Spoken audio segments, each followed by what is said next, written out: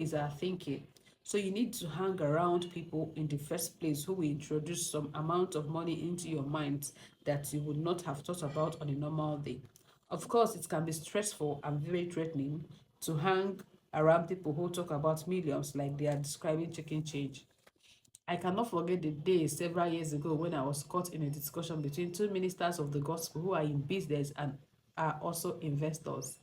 They are much older than me and they were discussing their investments. This was many years ago when my salary as a pastor was the equivalent of less than $100 a month.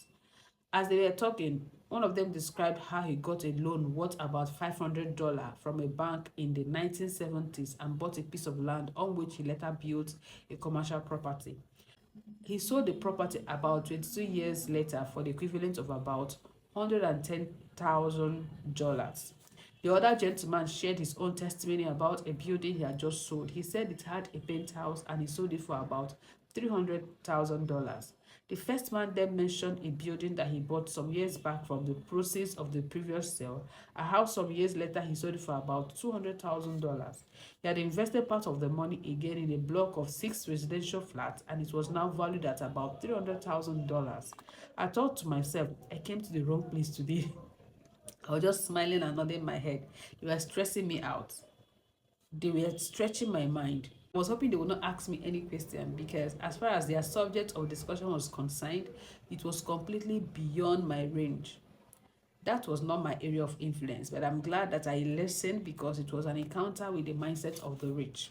There are stupid mistakes I would have made that I have not made because I've developed some strong values over time, largely due to mentoring.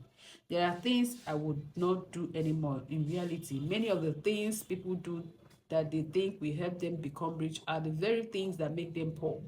Ignorance can be costly. You never rise beyond the level of your knowledge. So that is why I mentioned earlier that I have heard people say that a lot of money has passed from my mentors to me. In a sense, they are right, but it is not the kind of money they think. It is intangible wealth.